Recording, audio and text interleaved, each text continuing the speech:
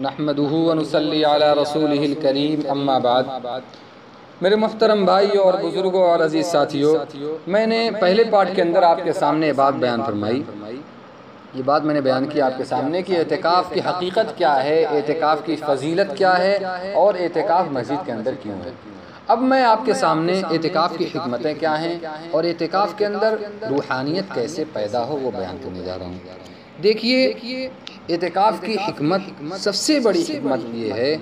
کہ بندہ اعتکاف 10 دن کے اندر جب کرتا ہے، 10 دن بندہ مسجد کے اندر رہتا ہے، تو ان 10 دن کے اندر بندہ روزمرہ کی زندگی میں جو گناہ کرتا ہے، جو اس کو عادت پڑی ہوئی ہے، اللہ رب العالمین اس 10 دن کے اندر اس گناہ سے بھی بچا لیتے ہیں اور وہ عادت بھی دھیرے دھیرے ختم ہونے لگتی ہے۔ اور دوسری حکمت یہ ہے کہ بندہ اللہ کے قریب ہو جاتا ہے، اللہ کا قرب اس کو حاصل ہو جاتا ہے، اور یہ بہت بڑی چیز ہے کہ کسی کو اللہ کا قرب حاصل ہو جائے، کیونکہ صحیح حدیث کے اندر ہے، حدیث قدسی ہے، اللہ کے نبی صلی اللہ علیہ وسلم نے فرمایا کہ اللہ تعالیٰ فرماتے ہیں کہ جب بندہ میرے پاس ایک بالشت آتا ہے تو میں ایک ہاتھ آتا ہوں، یعنی بندہ جب ایک بالشت آتا ہے اللہ ایک ہاتھ جاتے ہیں، اور آخر میں چل کر حدیث میں یہاں تک تذکرہ ہے کہ جب بندہ چل کے آتا ہے تو میں دوڑ کے آتا ہوں، یعنی اللہ کی رحمت دوڑ کر بندے کے پاس آتی ہے۔ اب بندہ مسجد کے اندر اعتکاف کر رہا ہے، مسجد جو کہ اللہ کا گھر ہے، اور بندہ اللہ کا مہمان بنا ہوا ہے، اللہ رب العالمین بندے کے میزبان ہیں، اور دنیا کا میزبان اپنے مہمان کی خاطرداری کرتا ہے، اس کو کھلاتا ہے، پلاتا ہے، اور اس کو ہر طرح کی سہولیت اس کو عطا کرتا ہے۔ تو اللہ رب العالمین جو بادشاہوں کا بادشاہ ہے، جو شہنشاہ ہے، جو خالق کل ہے، جو تمام زمین و آسمان کا مالک ہے، وہ اللہ کیا اپنے بندے کی مہمان نوازی نہیں کرے گا؟ اگر بندہ اعتکاف کرے گا، اس کی مہمان ضرور اللہ رب العالمین اپنے بندے کو گناہ سے بچائے گا۔ اور اللہ کی مہمان نوازی کیا ہے؟ اللہ رب العالمین مہمان نوازی سب سے بڑی ہے، اللہ رب العالمین بندے کی گناہوں کو معاف فرما دے گا، اور بندے کی طرف اللہ رب العالمین اپنی خصوصی رحمت، اپنی خصوصی نظر عنایت فرمائیں گے، اور اللہ رب العالمین اپنے بندے کو معاف فرما دیں گے، گناہوں سے بچنے کی اس کو توفیق دے دیں گے، اپنا قرب اس کو عطا فرما دیں گے۔ اور جس کو اللہ کا قرب عطا ہو جائے، اس سے بڑی کون چیز ہے؟ اللہ جس کا دوست ہو جائے، اس سے بڑی کون سی چیز ہے؟ تو یہ سب سے بڑی حکمت ہے۔ اور اسی طریقے سے اور دوسری بات یہ بھی ہے کہ بندہ اعتکاف کیا ہے تو اعتکاف کرنے کی توفیق کس نے دی ہے؟ اللہ رب العالمین نے اس کو توفیق دی ہے، بغیر توفیق کے بندہ کوئی کام نہیں کر سکتا۔ آپ دیکھ لیجئے، جمعہ کے دن مسجد کے اندر، مسجد کے گیٹ پر مانگنے والے بیٹھے رہتے ہیں، وہ جمعہ کی نماز اذان ہونے سے پہلے ہی بیٹھے رہتے ہیں، جب اذان نماز ختم ہو جاتی ہے لوگ چلے جاتے ہیں، سب سے آخر میں جاتے ہیں، لیکن اللہ رب العالمین کتنے ہوتے ہیں نماز پڑھنے چلے جاتے ہیں، لیکن عموماً ایسا ہوتا ہے کہ مانگنے والے مرد رہتے ہیں، وہ بیٹھے رہتے ہیں، لیکن نماز پڑھنے کی توفیق ان کو نہیں ملتی، نماز نہیں پڑھ پاتے۔ تو میں یہ کہنا چاہ رہا تھا کہ اللہ رب العالمین نے ہمیں توفیق دی، تب ہم جا کے اعتکاف کیے۔ تو جس اللہ نے ہمیں توفیق دی، جس اللہ نے ہمیں بلایا، کیا اللہ ہمیں بلا کے پھر بھگا دے گا؟ ہمیں کچھ عطا نہیں کرے گا؟ نہیں میرے دوستوں اور بزرگوں، اللہ رب العالمین ضرور ہمیں عطا فرمائیں گے۔ اسی طریقے سے اعتکاف کے اندر ایک حکمت یہ بھی ہے کہ بندہ مسجد کے اندر شیطانی حملے سے بچ جاتا ہے۔ ایک تو بڑا والا شیطان، جس کو اللہ رب العالمین قید فرما دیتے ہیں، بند کر دیتے ہیں رمضان مبارک کے اندر۔ دوسرا انسان نما شیطان جو موجود رہتا ہے، اس سے اللہ رب العالمین بچا لیتے ہیں۔ یہ جو نفس ہے، اس سے بھی اللہ رب العالمین اعتکاف کے اندر بچا لیتے ہیں۔ اعتکاف کے اندر کی حکمتیں ہیں۔ دیکھیے، انسان نما شیطان یہ زیادہ خطرناک ہے، اس سے بچنا زیادہ خطرناک ہے، کیونکہ یہ آپ کو ظاہری طور پر ہر کام کر کے دکھائے گا۔ آپ دیکھ لیجئے، اتنی بڑی وبا آئی ہوئی ہے، ایسے حالات ہیں، اتنے ناگفتہ بے حالات ہیں، اتنے عجیب حالات ہیں، اتنی بڑی بیماری اور پورے عالم کے اندر آئی ہوئی ہے، لیکن تب بھی ہمارے نوجوان کو آپ دیکھیے، رات بھر موبائلوں کے اندر، گیم کے اندر اپنا وقت گزار دیتے ہیں، دن کا وقت کیرم بورڈ کے اندر گزار دیتے ہیں۔ بتائیے کتنی افسوس کی بات ہے اور کتنی شرمندگی کی بات ہے کہ رمضان المبارک جیسا بابرکت مہینہ ملا ہے، اس کے بعد بھی ہمارے نوجوان کیرم کیرم بورڈ، موبائل اور اسی طریقے سے بیجا اپنا وقت خرچ کر دیتے ہیں۔ حدیث کے اندر یہی تو کہا گیا ہے کہ لوگ بھوکے رہتے ہیں لیکن ان کے اکاؤنٹ میں کچھ بھی نہیں جاتا، ان کے کھاتے میں کچھ بھی نہیں جاتا، بس بھوکے رہتے ہیں، بس ایک فارمیلٹی ادا ہو جاتی ہے روزے کی، لیکن جو روحانیت ہے، جو مقصد ہے، وہ مقصد آتا نہیں، وہ مقصد فوت ہو جاتا ہے، وہ مقصد ملتا ہی نہیں۔ حالانکہ بندہ جائز چیز کھانا پینا چھوڑ دیتا ہے، لیکن جو مکروہ حرام چیز ہے اس کو بندہ نہیں چھوڑتا، حالانکہ اس کو ضروری چھوڑنا چاہیے۔ تو میں یہ کہہ رہا تھا کہ انسان نما شیطان جو ہے مسجد کے اندر بندہ اس سے بچ جاتا ہے، اعتکاف کی حالت میں اللہ رب العالمین بندے کو اس سے بچا لیتے ہیں۔ اور دوسری چیز یہ ہے، ایک اور حکمت یہ ہے کہ بندہ جب اعتکاف کرتا ہے اس کا مقصد کیا ہوتا ہے؟ اس کا مقصد خالص اللہ کی عبادت ہوتی ہے، کہ میں اعتکاف کر رہا ہوں، اللہ کی عبادت کروں گا، قرآن کریم کی تلاوت کروں گا اور نمازیں پڑھوں گا، ساری چیزیں۔ بندہ اعتکاف کے اندر نہانا دھونا اور یہ اس کا مقصد نہیں رہتا، اور بندے کو اور فرشتے کو اللہ رب العالمین نے جو پیدا فرمایا، جو بنایا، اربوں خربوں فرشتے ہیں جو عبادت کے اندر مشغول رہتے ہیں۔ تو بندہ اعتکاف کے اندر 10 دن جب اعتکاف کرتا ہے، اس کی حکمت یہ بھی ہے کہ بندہ فرشتوں کی کٹگری میں داخل ہو جاتا ہے، فرشتوں کی صف میں داخل ہو جاتا ہے، ملکوتی صفت اس کے اندر داخل ہو جاتی ہے 10 دن کے اندر۔ اسی طریقے سے اللہ کے رسول صلی اللہ علیہ وسلم نے فرمایا کہ ایک نماز پڑھنے کے بعد کوئی بندہ دوسرے نماز کے انتظار میں اگر لگا رہتا ہے تو اللہ رب العالمین گویا کہ اس کو وہی ثواب دیتے ہیں، گویا کہ وہ بندہ نماز ہی کے اندر مشغول ہے۔ اگر ایک نماز کے بعد آپ دوسری نماز کے اندر مشغول رہیں گے، حدیث کے اندر ہے کہ گویا کہ آپ نماز ہی کے اندر مشغول ہیں۔ اب یہ معتکف بندہ مسجد کے اندر رہتا ہے، وہ ہر وقت نماز کے انتظار کے اندر رہتا ہے، تو اس کو یہ فضیلت آسانی سے حاصل ہو جاتی ہے، اور اللہ رب العالمین کا قرب اس کو عطا ہو جاتا ہے۔ اور بندہ جو فضیلت باہر رہ کر کے ایک بندہ حاصل کرتا ہے، جیسے مثال کے طور پر نماز جنازہ، جیسے مثال کے طور پر مریض کی عیادت کرنا، اسی طریقے سے خدمت خلق ایک بندہ باہر رہ کر کرتا ہے، اللہ رب العالمین اسے مسجد کے اندر اعتکاف کی شکل اس صورت میں بھی اس کو بغیر کیے عطا کر دیتے ہیں۔ یہ بھی ایک حکمت ہے۔ اور میں آخری بات یاد کر رہا ہوں، یہ تو ہوئی اعتکاف کے اندر حکمتیں۔ اعتکاف کے اندر روحانیت کیسے پیدا ہو؟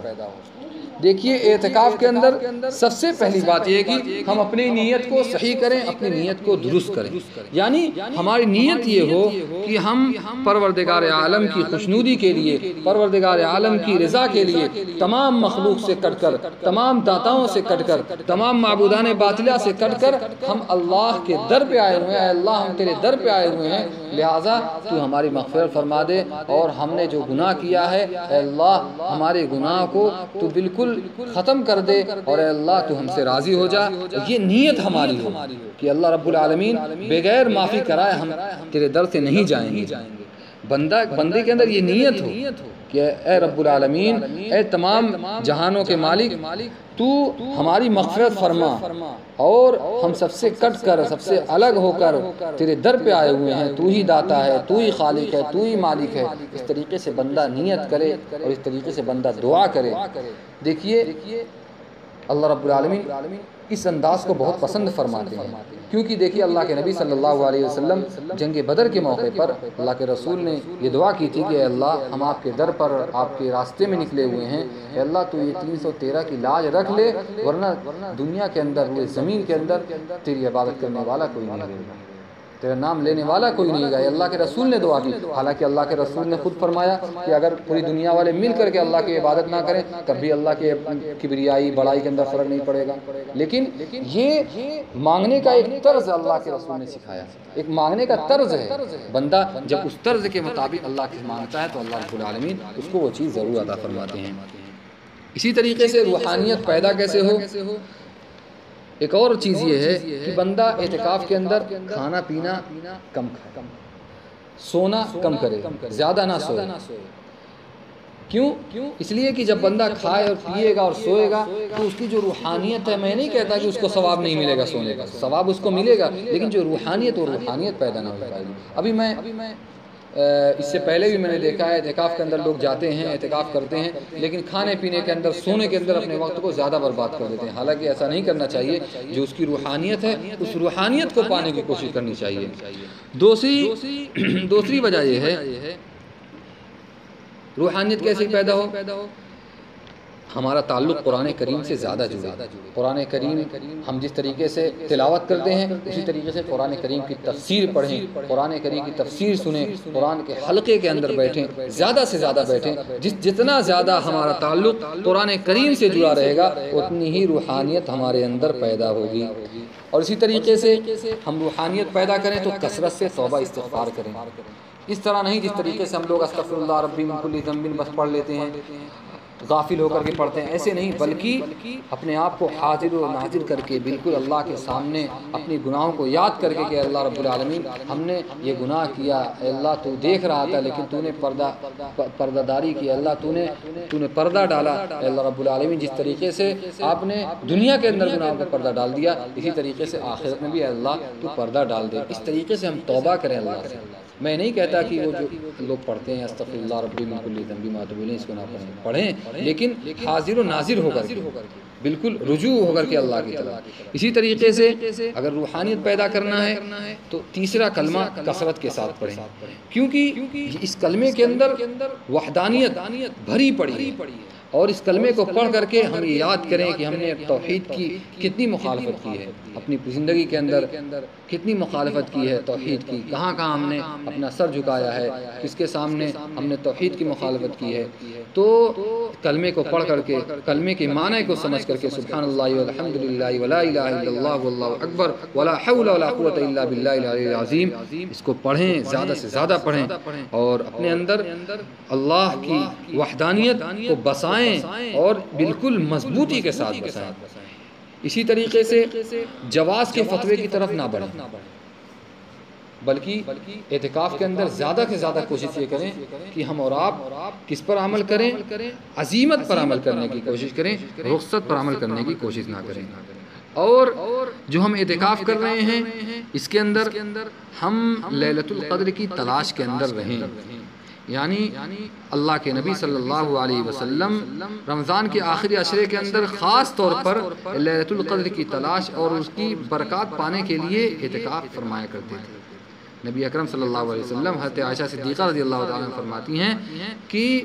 آپ آخری عشرے میں اعتکاف کیا کرتے تھے اور فرماتے تھے کہ رمضان کے آخری 10 دنوں میں لیلۃ القدر کی تلاش کرو۔ یہ صحیح بخاری کی حدیث ہے۔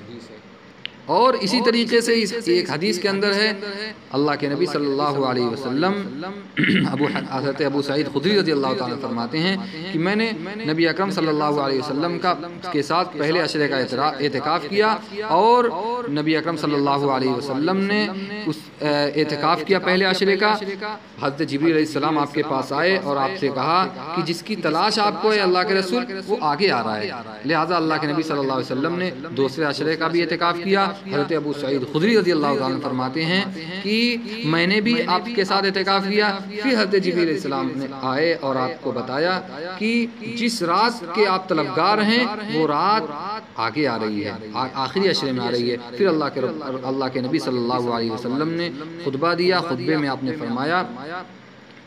مجھے شب قدر دکھائی گئی جسے بعد میں بھلا دیا گیا، یاد رکھو کہ لیلۃ القدر رمضان کے آخری 10 دنوں میں ہے۔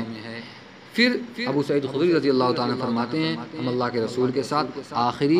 عشرے کے اندر ہم نے اعتکاف کیا اور لیلۃ القدر کے پانے کی ہم نے کوشش کی۔ یہ بھی صحیح بخاری کی روایت ہے۔ تو یہ تمام حدیث مبارکہ اور تمام چیزیں ہمیں بتا رہی ہیں کہ رمضان کے اندر بہت ساری حکمتیں ہیں اور بہت ساری روحانیت ہم اگر پیدا کرنے چاہیں تو رمضان کے مہینے کے اندر خاص طور سے اعتکاف کے اندر ہم پیدا کر سکتے ہیں، اور خاص طور سے اس 10 دن کے جو اعتکاف ہم کرتے ہیں اس کے اندر لیلۃ القدر کے پانے کی کوشش کریں، کیونکہ اس کے اندر کیا ہے،